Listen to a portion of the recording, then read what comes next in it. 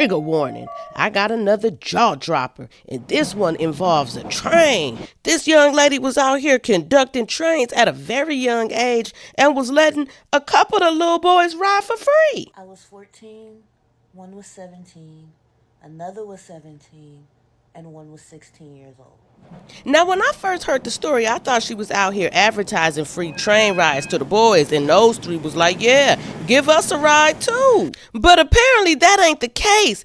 And since her story has went viral, child, her mama done found out. And she got a whole lot to say to her mama too. Child, I told you this was a jaw dropper. Let's get into this story time. Better yet, let's call this a cautionary tale, cause she trying to save somebody's daughter, and she brave to be getting on here telling her story. When I was 14, I got bullied a lot, so I didn't have any friends in school, and my home life was no better than my school life.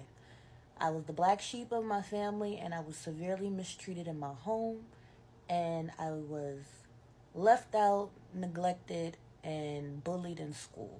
I walked to school every day by myself with my headphones in, listening to my music, and I walked home every day by myself. I never bothered anyone, I never talked to anyone. I was a very shy child.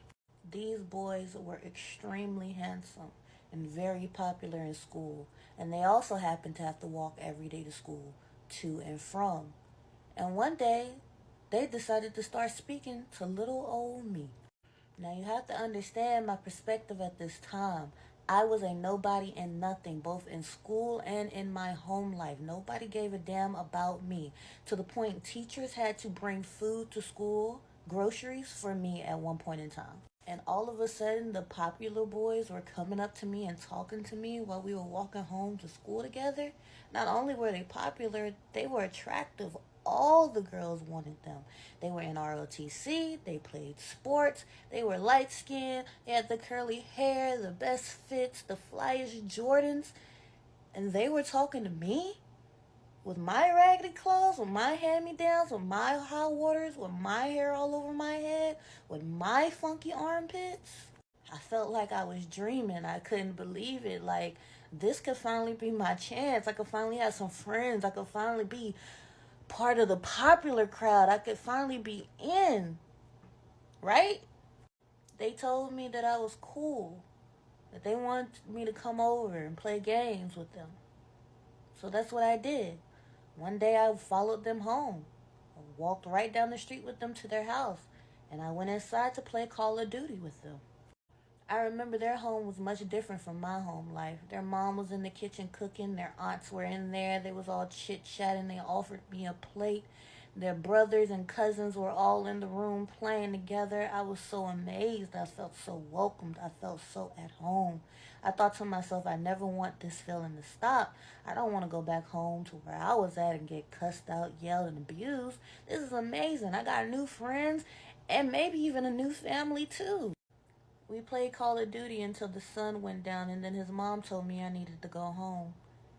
As I was going home, he told me, come back.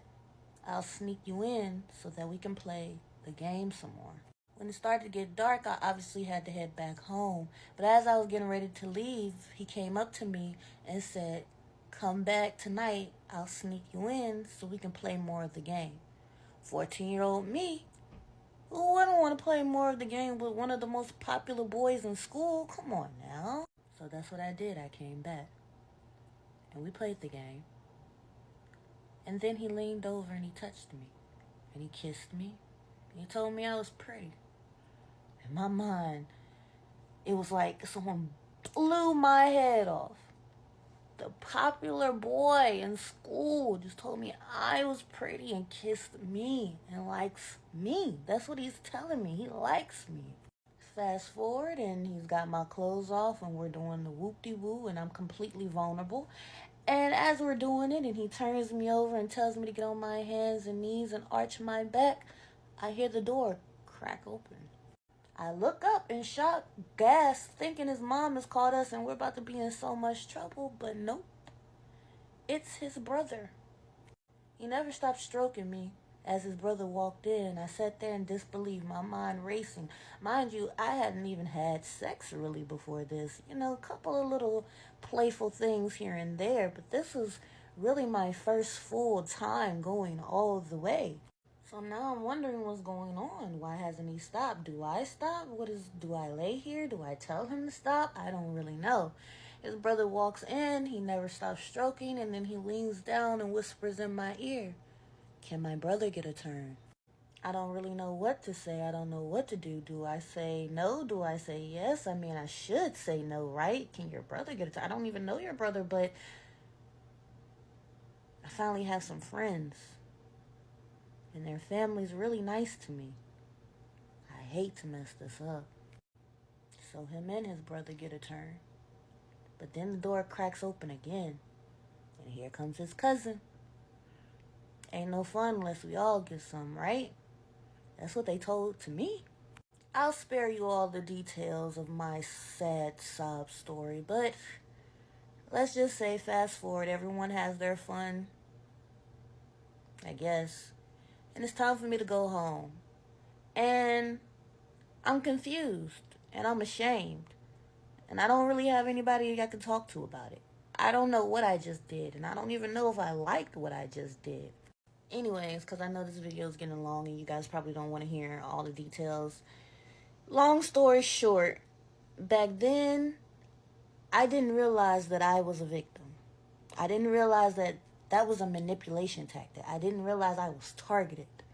Back then, I was just ashamed. I felt like I had been a whore, a harlot. I felt disgusting. I felt like it was my fault. I felt like I should have moved smarter.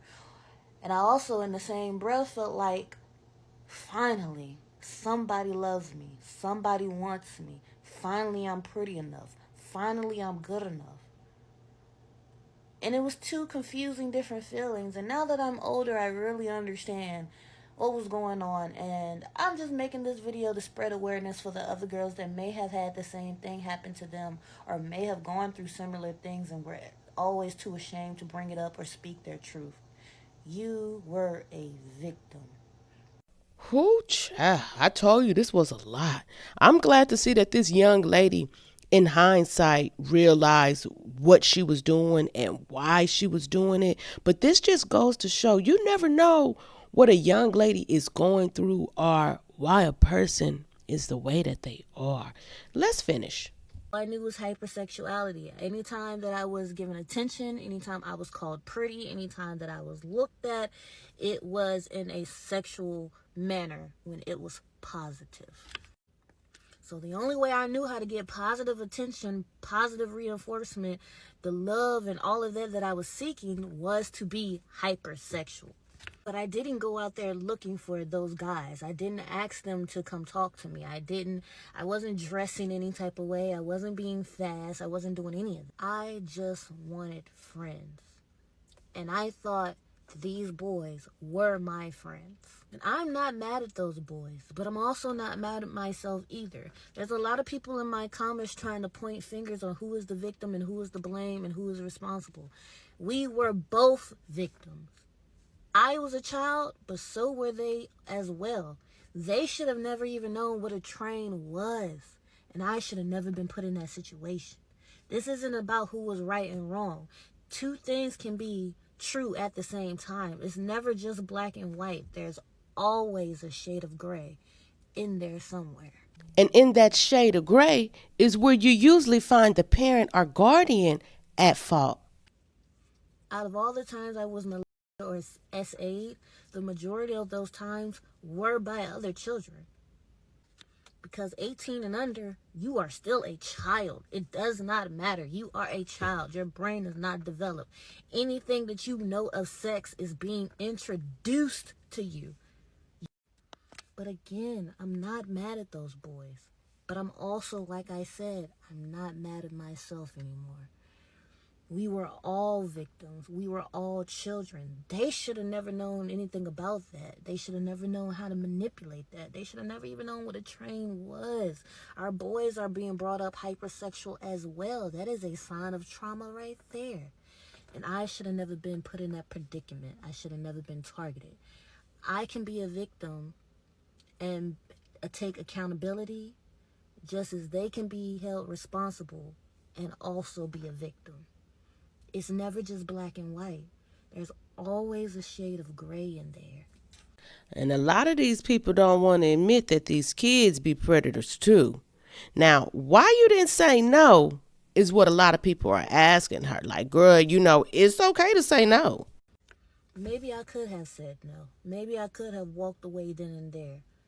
But if I did, maybe the story would have been a different tale. Maybe then I would have garnered your sympathy. Maybe I would have said no and they would have did it anyway. I don't know. I only know what did happen. And these kids so crazy, little boys will smash the grape nowadays like it's okay. And I'll be the first to admit, yes, I continued to hang with those boys. Yes, I continued to go over there. And yes, it continued to happen. And yes, with more and more boys. I'm just telling my truth. Woo, little mama was coming in hot. I mean, she had her very own train station. And you was letting all these little boys ride for free? Woo, child. Why you kept doing that? Why did I continue to go over there? Because I thought those were my friends. And I thought this is just what friends do. Wait, what? I'm sorry, finish. We were hanging out. We were playing the game. They were nice to me. They even walked me home on several occasions. Like, it wasn't just like they hit and their demeanor changed. They would do these things and we would be friends. Or we would be friendly and then the energy would just change. Now, sis, I ain't trying to be rude, but why are you telling us this?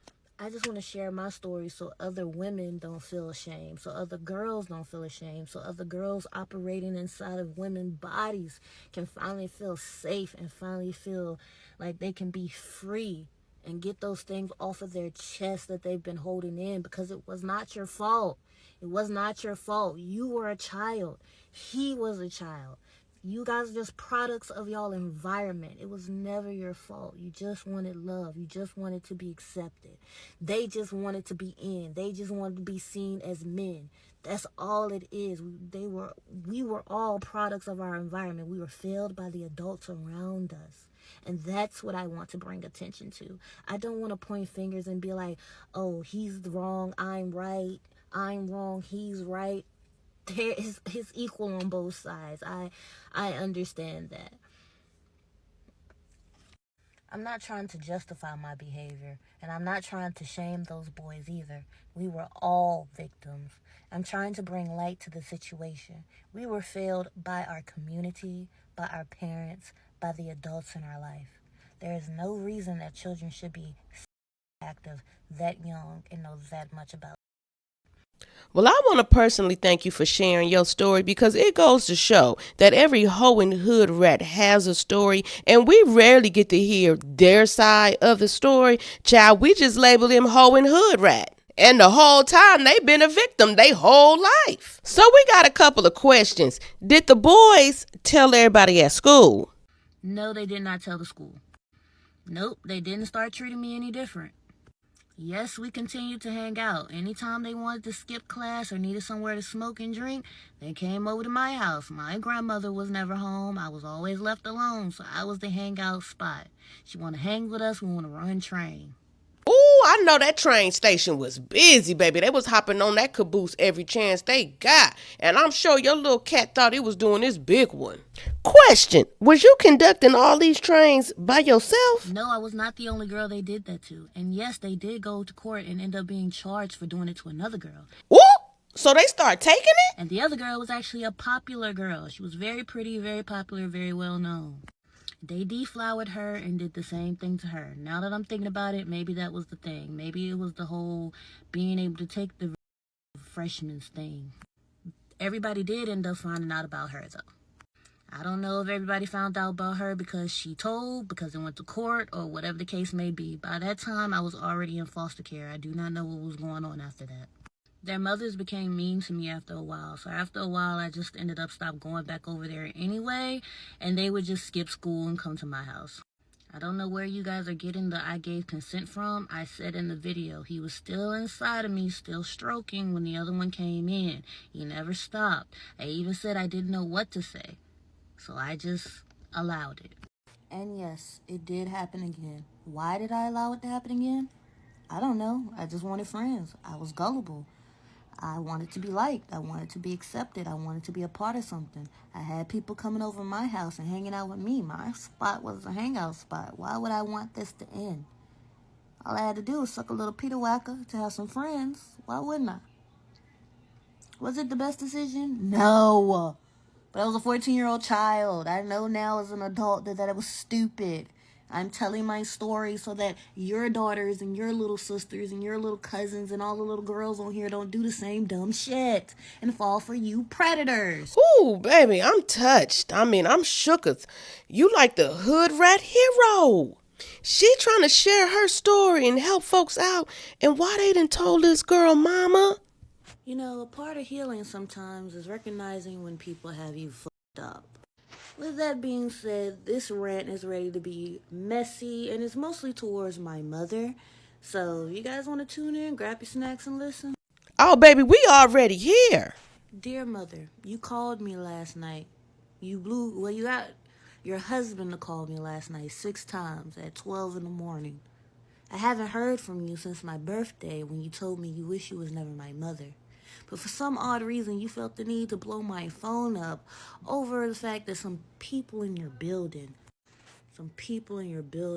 told you about my TikTok and they had me looking crazy.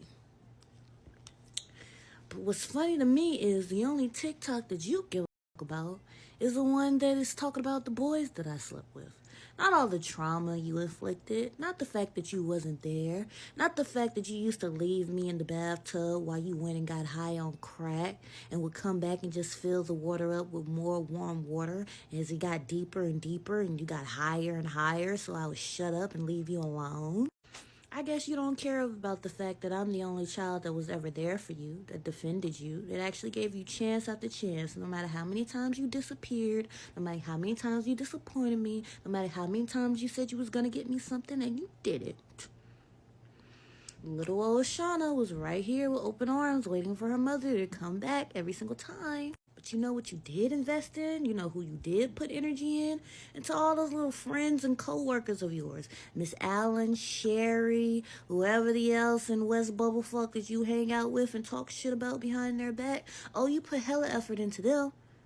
You haven't called your grandkids or posted them or said anything about them for a birthday, a holiday. You never bought them anything. But you be on Facebook Live and on Instagram all the time posting your coworkers and your friends and all that for their birthdays. Oh, you go all out. You be throwing them parties and get-togethers and all of that for the same people that be talking about you behind your back. Because you remember when Sherry told you to go die and that she didn't fuck with you and that you was just a crackhead and that was all you could ever be? Or do you remember when you called Miss Allen sloppy-bodied and big and said that husband of hers is going to leave her as soon as he gets out of jail because he's only using her because she's dumb and slow and keeps putting money on his books, but he would never be with a woman that looked like her. Remember when you said that about Miss Allen? Or maybe now you're listening to the people that you said were just crackheads and bums that were just begging you for money on the street a couple of weeks ago when I came up there for my birthday. Remember how you said that? You remember how when you took me on the block, you said all those people were just drug addicts and nobodies? Yeah, I see you back hanging around Auntie again. Remember how Auntie wouldn't even let you come in her house? How she never answered your phone calls? All those things she said about you? How she told you was nothing but a crackhead? How she told you to go down? How she stopped talking to you? It's just crazy how you seem to give everyone a chance that treats you like trash on the bottom of their shoe. But the one person in your life who loved you unconditionally, that gave you fair opportunity after opportunity, you treat like shit. You ignore. You continue to abandon. But yet, when my story comes out about me sleeping around with some boys, as you put it, that's when you get concerned. It wasn't the sewer slide attempts. It wasn't the going Edward Scissorhands on myself. It wasn't the depression. It wasn't the fact that you abandoned me and I was a child being mistreated and was left funky and bad hygiene and hungry and had to sleep outside on the bleachers at one time. No. I don't give a f*** about none of that. What you give a f*** is how people gonna see Miss Inez. They're going to see Miss Inez for the true piece of shit she is. The fake person she is. 12 in the damn morning, y'all. They was blowing my phone up. I ain't even spoke to you. You haven't spoken to me. The last thing you said to me was, what did she say? That I just always want to argue with her. That no matter what she do, it's never good enough for me. Even though you ain't never did shit for me. The gaslighting and manipulation is crazy that I get from you. But your concern is the train video?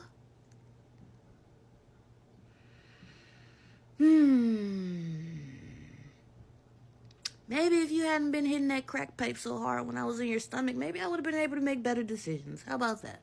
Whoop! How about it? Well, damn.